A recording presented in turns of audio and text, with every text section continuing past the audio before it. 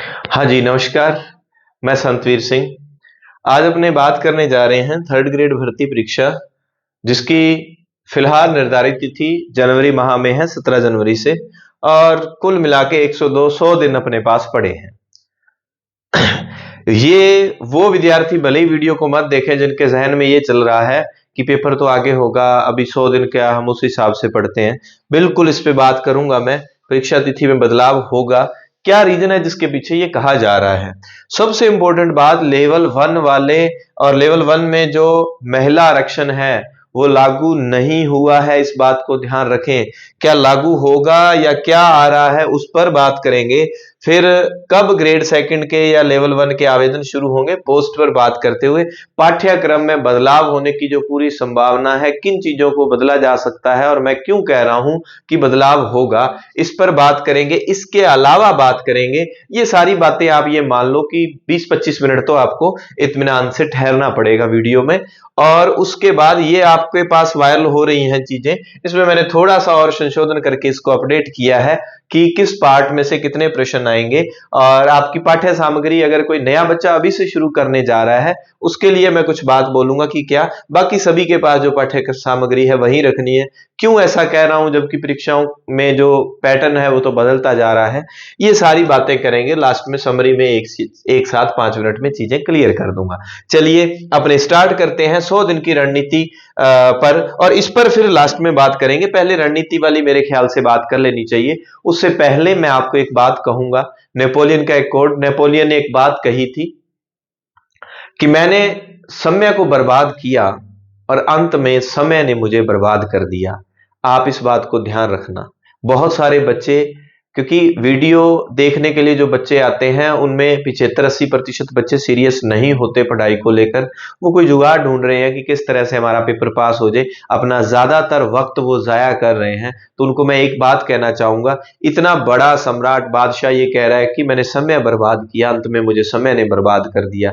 आपने अगर वक्त को नहीं संभाला वक्त रहते, तो फिर आप भी खुद अपने आप को बर्बाद करने जा रहे हैं। एक एक पल, एक एक मिनट आपका कीमती है। अभी लग जाएं, इसको एक युद्ध मानते हुए अच्छी रणनीति के साथ, क्योंकि जिस जंग को आपने लड़ना है उसके लिए पहली अच्छी रणनीति होनी चाहिए। मटेरियल आपके पास है, कौन सा सेंटर संस्थान जो आपने ज्वाइन कर रखा है, ऑफलाइन अच्छा ऑनलाइन, तो वो आपको जो अच्छा लगता है। वो मैं इतना कहूंगा कि डेली कहीं टेस्ट दे रहे हैं तो वो नहीं देने, क्योंकि वो आपका टाइम खराब काफी करता है। और डेली वाले टेस्ट में आप सिर्फ टेस्ट के लिए पढ़ने लगते हैं, आपके चैप्टर क्लियर नहीं होते। इसके अलावा मैं कुछ नहीं कहूंगा, आप जहां से पढ़ रहे हैं। और ये समय शायद 3 महीने है, तो कोई कोचिंग वगैरह का तो समय है नहीं।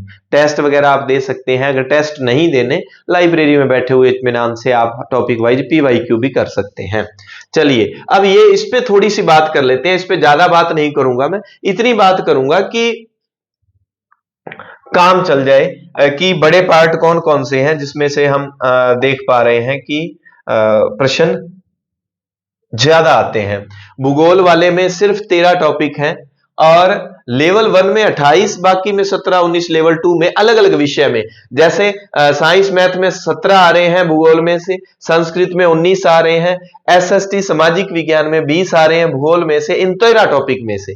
और L2 हिंदी में से 18, इंग्लिश में 20, पंजाबी में 22, उर्दू में 18, सिंधी में 14। पंजाबी वाले में 2-1 का इसमें गड़बड़ कर रखी थी कि 65 का योग नहीं हो रहा था, 65 प्रश्नों का। अब एक बात है, ये आपके दिमाग में आएगा कि L2 में 28 इतने कैसे बढ़ रहे हैं। तो L2 में जीके वाला पार्ट जो L1 में L1 में इतना क्यों आ रहा है, L2 में ये सारा मटेरियल 160 नंबर का है, और L1 में ये सारा मटेरियल 210 नंबर का है। इसलिए इन पार्ट में L1 में तो देखो आपका सब्जेक्ट विधियां बहुत आसान है। अगर किसी को मैथ साइंस नहीं आता, विधियां उनकी क्या है, विधियां सभी सब्जेक्ट के 4-4 क्वेश्चन, यानी कि 20 क्वेश्चन आपके विधियों के बनते हैं, और 25 क्वेश्चन आपके सब्जेक्ट में से बनते हैं। कुल 45, यानी कि 90 नंबर का काम है। उनका सारा ही काम ये जीके वाले पार्ट में बनता है, और ये काम अपने बड़ा शिद्दत के साथ आपको करवा रहे हैं। हमारी पूरी टीम सिर्फ एक ही भर्ती परीक्षा पर अपने काम कर रहे हैं, वो है ग्रेड 3।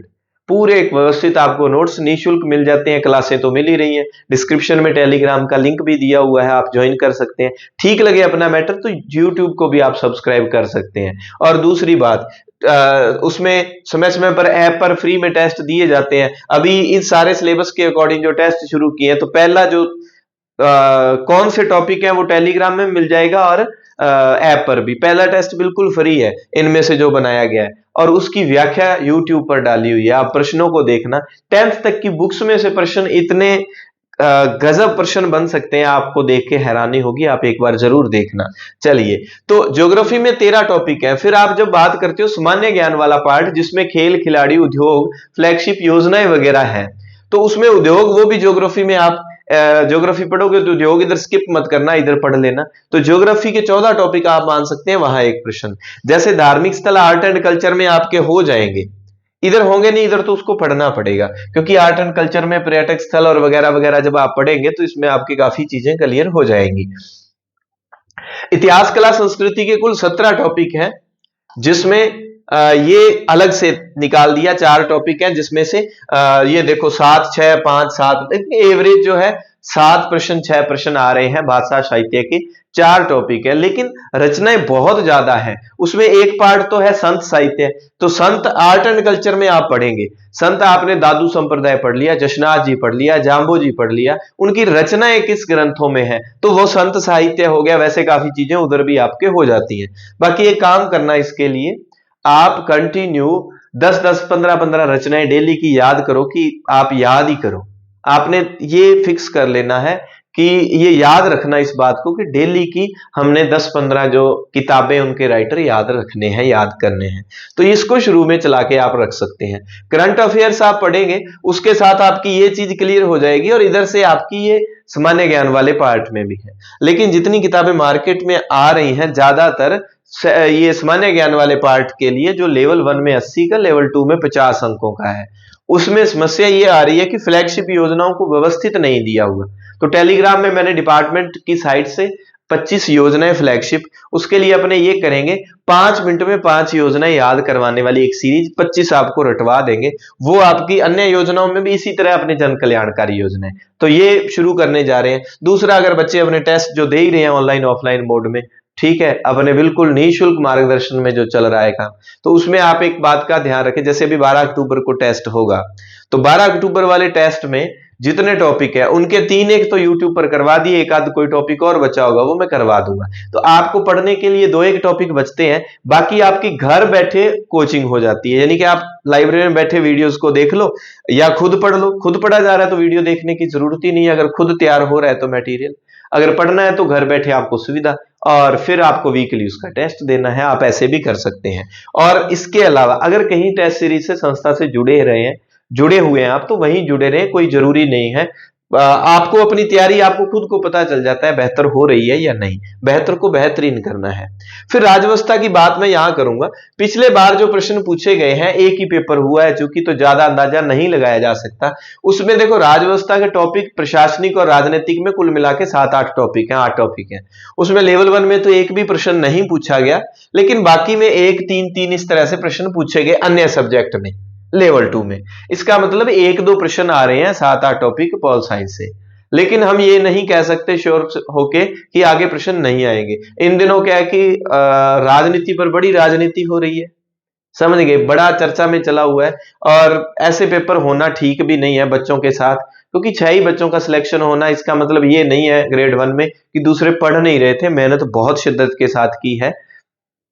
तो इसमें से प्रश्न तो आएंगे, पर इसमें आप ध्यान रखना कि जो प्रशासनिक वाला पार्ट है, जिसमें सारे आयोग वगैरह, सचिव वगैरह, उनको थोड़ा अच्छे से देख लेना। 1-2 पेज का मैटर होता है और वहां से प्रश्न तो पक्का ही आता है। तो इसको स्लो जैसा भी, क्योंकि इस पार्ट के लिए एक किताब पूरी आपको पढ़नी पड़ती है और उसमें से प्रश्न 1-2 आएंगे।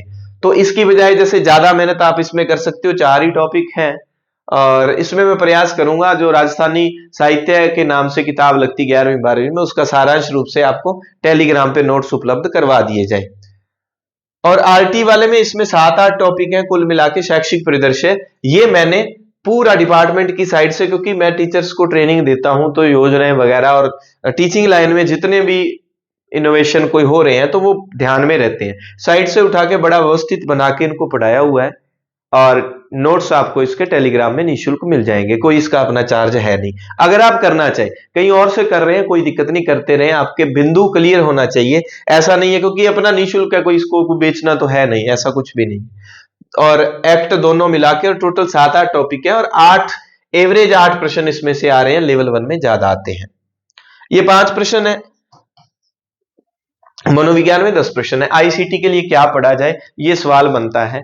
इन दिनों जितनी मार्केट में किताबें आईसीटी में, नई किताब, क्योंकि 8वीं तक कंप्यूटर की किताब लगती है, पहली से शुरू हो गई है, लेकिन आईसीटी का जो सिलेबस है जो पहले 9वीं में 10वीं में लगती थी उसके अकॉर्डिंग है। तो जितनी किताबें अभी 8वीं तक चल रही हैं, क्या उनका सार वास्तव में इसके अकॉर्डिंग, टॉपिक के अकॉर्डिंग है, वो उस पर हम वर्क कर रहे हैं। अगर आपने नई किताबें आप लेना चाहते हो, इससे पहले अगर मटेरियल है तो वो पढ़ते रहो, लेकिन मार्केट में जितनी 4-5 जो प्रसिद्ध किताबें चल रही है पब्लिकेशन की, वो 2-3 मैंने मंगवा ली, 1-2 और मैं खुद पढ़ने के बाद किताबें फिर बच्चों को रेकमेंड करता हूं। इसके अलावा किसी की सुनी सुनाई बात नहीं, या किसी की सिफारिश पर नहीं। तो अब वो दोनों तीनों किताबें मेरे सामने अभी पड़ी हैं, और 2 किताबें और यहाँ थोड़े अपने शहर में कम मिलती हैं तो मैंने ऑर्डर की हुई है।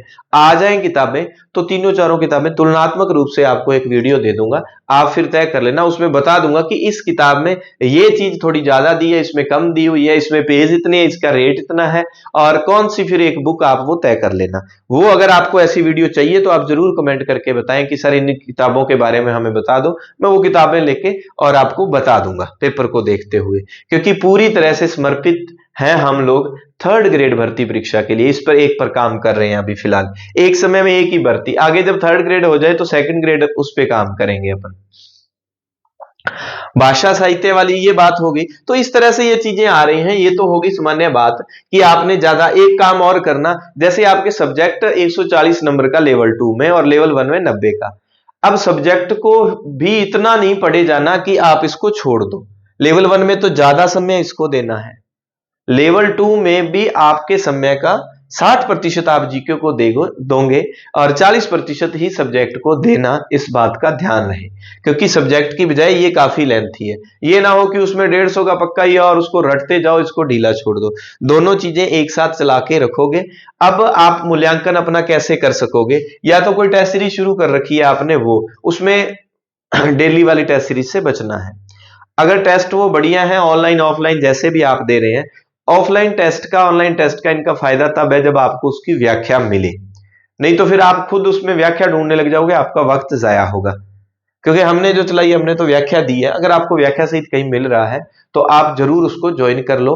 वीकली 3 दिनों बाद, 4 दिनों बाद जो टेस्ट दे रहे हो आप, अब उसमें क्या काम करो, आपका स्कोर अच्छा नहीं आ रहा, जो आपने पढ़ा और नंबर कम आ रहे हैं, उस पे काम करो। जिन पार्ट्स को, क्योंकि एक सब्जेक्ट में एक आपने टॉपिक पढ़ा, उसमें कुछ चीजें ऐसी होंगी जो याद नहीं हो रही। मैं तो जो अपने से बच्चे जुड़े हुए उनको ये कहता हूं कि आप मुझे मैसेज कर करके भेजें, और उसका देसी तरीका, उसको याद करने के लिए ट्रिक्स वगैरह आपको मैं दूंगा। आपका काम है याद करना, आप उसमें अपना वक्त चाहे ना खराब करें। तो आप उसके लिए फिर आपका जो माइनस पॉइंट है कि अच्छा नहीं हो रहा स्कोर, तो टेस्ट से जाने के बाद आप उस पर काम करें, उसको बढ़िया तरीके से तैयार करके फिर आगे वाले टेस्ट के लिए पढ़ें। जब आप डेली या 2 दिन बाद टेस्ट में ज्वाइन करते हैं तो उसमें जो आपकी कमियां हैं उस पर आप वर्क नहीं कर पाते। समस्या ये है, आप आगे आगे बढ़ते जा रहे हो, पीछे वाली कमियों पे आपका वर्क ही नहीं होगा। 7 दिन लगातार जो पढ़ा, भले ही उसका 7 दिन बाद रिवीजन हो, नहीं, एक दिन में कमियों पर और फिर आगे वाला पढ़ा जाए, ऐसा पॉसिबल नहीं है। टेस्ट में कमियां आपकी पता होने के बाद अच्छे से कमियों पर काम करना होता है, एक दिन अच्छे से रुक के फिर आगे बढ़ना होता है। क्योंकि अभी समय इतना है नहीं, फास्ट फास्ट फास्ट फास्ट सिर्फ पढ़ते ही जा रहे हो, तो टेस्ट के लिए नहीं, अपने लिए जरूर पढ़े। उम्मीद है आपको ये चीजें समझ आ गई। सभी अच्छी मेहनत करवाते हैं, मैं किसी भी कोचिंग का और उनका विरोध नहीं कर रहा। आपको खुद को पता होता है कि ये चीज हमारे लिए काम की है या नहीं। क्योंकि मैंने एक चीज फिक्स की है, एक चीज बताता हूं अक्सर मैं बच्चों को, कि आपको यहां अभी समरी टाइप में अपने बात करेंगे। आपको एक बात का ध्यान रखना है कि कामयाब होने के लिए हम उल्टा चलते हैं। कामयाब होने के लिए क्या करना चाहिए, इस पे काम करते हैं। इसकी बजाय आप ये काम करना आज के बाद कि कामयाब होने के लिए क्या नहीं करना। जितनी भी नकारात्मक नेगेटिविटी आती है जिन चीजों से, या जो आपका वक्त जाया कर रही है, वो सारी चीजें आप छोड़ दीजिए। उसके बाद जितना बचा है वो आपकी कामयाबी की राह है, उनको छोड़ दो। बाध्यता आपका फोन कर रहा है, मैं यूट्यूब पे आके लोग यूट्यूब का ही विरोध कर रहे होते हैं कि यूट्यूब छोड़ दो। तो फिर आप बात यूट्यूब आपने छोड़ दिया, फिर यूट्यूब पे क्यों बताई जा रही है बात।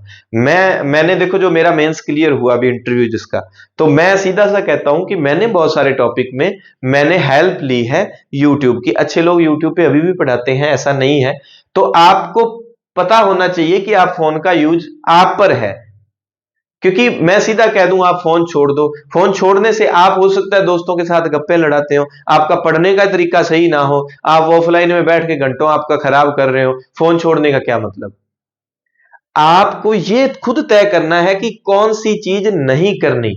आप हमारे इशारों पर चलने वाले ही रहोगे क्या हमेशा। आपको अभी तक ये पता नहीं कि आपका कौन सी चीज आपका वक्त खराब कर रही है। फोन अगर वक्त खराब कर रहा है तो छोड़ दो। लेकिन मैं पढ़ता था तो मैंने तो ऐसे ही किया कि उसमें जो चीज मेरे कंसेप्ट क्लियर नहीं हो रहा, जिसका मेरे पास डेटा नहीं है, मैं यूट्यूब करूंगा, गूगल करूंगा, वो कंटेंट उतार के लिख लूंगा और बस आगे बढ़ूंगा। बार बार उसको देखता ही नहीं रहूंगा, बस मैंने वो नोट कर लिया। अब वो मेरे को पता है कि ये मेरे को यहां से पूर्ति नहीं हो रही, यहां से होगी, मैंने नोट कर लिया, अब आगे बढ़ूंगा बस। तो वहां मुझे फोन ने हेल्प की है, यूट्यूब ने हेल्प की है। बुरा नहीं कहा जा सकता इसको। आने वाले समय की ये जरूरत है, लोग इस पर ही पढ़ा करेंगे चला, ऐसा नहीं है कि ये कोई बुरा है। हर चीज के नेगेटिव और पॉजिटिव दोनों ही चीजें हर चीज में छुपी है। इसके फायदे भी बहुत है, लेकिन इसके नुकसान ज्यादा है। अगर आप नुकसान की चपेट में हो तो छोड़ दो, लेकिन अगर इसकी इसकी लत लगी हुई है, फिर आप छोड़ ही नहीं पाओगे, मुझे पता है। आप धोखा कर रहे हो, समय को बर्बाद कर रहे हो, समय आपको बर्बाद करेगा। इसके लिए तैयार रहना। टाइम पास करने के लिए घर से बाहर या किसी भी तरह से आ रहे हो तो तैयार रहो अपनी बर्बादी का जश्न मनाने के लिए। जश्न लोग मनाएंगे, आप तो बर्बाद होंगे। खैर, और इस तरह से आप तय कर लो कि आपको क्या नहीं करना। जो भी चीज आपका टाइम खराब कर रही है उसको छोड़ के आगे अच्छे से एक काम करना है। आपके पास अच्छी एक सामग्री तैयार कर लो। ठीक है, पाठ्यक्रम का आपके पास प्रिंट आउट होना चाहिए, पाठ्यक्रम अच्छे तरीके से याद होना चाहिए। ये सामग्री आपके पास पहले से है, उस पर काम करो। नई सामग्री चाहिए, कौन सी बुक के बारे में कुछ पूछना आप कमेंट करके बता देंगे। और बहुत सारी चीजें मैं क्या कि देसी तरीके से, अगर साइकोलॉजी है या और भी आर्ट एंड कल्चर, हिस्ट्री, मैंने क्लासें रिकॉर्ड की हुई है 10th तक की, तो वो देसी तरीके से ट्रिक बना बना के, अगर नहीं याद हो रहा तो आप एक बार जरूर विजिट करना, और ठीक लगे चैनल को सब्सक्राइब कर लें, अन्यथा कोई दिक्कत नहीं है। क्योंकि मैंने आप लोगों की हेल्प करने के लिए ये मिशन शुरू किया है। सामग्री आपने तैयार कर ली, या तो आप किसी के पास टेस्ट लगा रहे होंगे या पीवाईक्यू कर रहे होंगे, दो ही चीजें कर रहे होंगे, टेस्ट या पीवाईक्यू। बिल्कुल फ्रेशर है वो तो कोचिंग करेंगे ही भाई, उनको तो जरूरत है वीडियो की, उनका बेस ही नहीं बना हुआ, तो वो फिर कर रहे हैं तो वो करेंगे भी। ठीक है, इसके माध्यम से आपने क्या है, अपनी कमियों को देखना है। अगर घर बैठे तैयारी कर रहे हैं, किसी संस्था को आपने ज्वाइन नहीं किया, तो आपका पढ़ने का तरीका ये हो जाना चाहिए। 100 दिन है, ठीक है, 100 दिन में आप ऊपर वाले 10 छोड़ दो या 15 छोड़ दो। आप 85 दिन की योजना बनाओ। आपके टॉपिक जितने हैं, जैसे ज्योग्राफी में 13 है, history, art and culture history में 17 है, इस तरह से भाषा साहित्य के 4 है। इस तरह से टोटल काउंट करते हुए मैंने एक वीडियो बनाई थी काउंटिंग के हिसाब से। आपने क्या करना है, काउंट करते हुए 85 के साथ उसका भाग कर लेना। डेली आपके प्रतिदिन आपके कितने टॉपिक निकलते हैं वो आपके सामने आ जाएगा कि डेली मेरे को 4 पढ़ने हैं, 5 पढ़ने हैं, या ज्यादा पढ़ने हैं या अधिक पढ़ने हैं। अब आपको क्या करना है, क्योंकि आप क्या करते हो, सुबह उठने के बाद तय करते हो अच्छा आज क्या पढ़ा जाए, ठीक है, आज मैं क्या पढ़ूं। उसके बाद आपका वो आधा घंटा तो वैसे सोचते विचारते लग जाता है। अब ऐसे नहीं करना, आपके पास 85 दिन की योजना के तहत फिर आपके पास महीने की आ जाए, महीने के हिसाब से आपके पास प्रतिदिन की मुझे इतने पढ़ने हैं। प्रिंट आउट अपने पास रखो, उस पर तारीखें लिख दो कि इन दिनों में मेरे को इतना पढ़ना है। सुबह उठते ही आपका तय होना चाहिए कि मुझे geography, art and culture, psycho कौन सा पढ़ना है, उसको शुरू कर दो। और रात को सोते समय क्या करो, थोड़ा थोड़ा, जैसे आधे दिन आपने जो काम कर लिया उसका रिवीजन मन ही मन में, अच्छा ठीक है उसका कर लिया, ये कर लिया, आपके यहां मेमोरी में सेट हो जाना चाहिए, अच्छा ठीक है ये चीजें मैंने बढ़िया तरीके से कवर कर लिया, पढ़ लिया है, कोई दिक्कत नहीं है। सब्जेक्ट का पढ़ा, उसका थोड़ा सा मनन करना जरूरी है, कोई दिक्कत नहीं। फिर देखना रात को नींद में भी आपकी किताबें चलेंगी तो 24 घंटे पढ़ाई हो जाएगी। पढ़ना आप 5 7 10 घंटे जितना पढ़ रहे हो वो ठीक है आपके हिसाब से जो टाइम निकल रहा है, पर अगर आप कहो कि कोई काम करते हुए साथ में पढ़े तो थोड़ा सा मुश्किल, 3 महीने है आपको देना तो पड़ेगा समय। जैसे अब मैं हंसने वाली बात है कि फसल की कटाई के साथ कैसे तैयारी करें, है ना, फसल वो सीजन चल रहा है तो मैं क्या करता था, कोई काम करना है कुछ भी करना है तो मैं मेरे साथ चीजें यहां पर लिख लेता था मैं, तो वो देखता रहता था। अभी फोन वगैरह का आप यूज कर सकते हैं कि उसमें ऑडियो रूप में चीजें रिकॉर्ड कर लें, ऑडियो रूप में डाटा डाल के उसके बाद आप सुनते रहें उसको, जो काम फसल की कटाई है तो भी सुनते रहो, बहनें झाड़ू पोछा घर का काम करती हैं उसके साथ साथ सुनते रहो।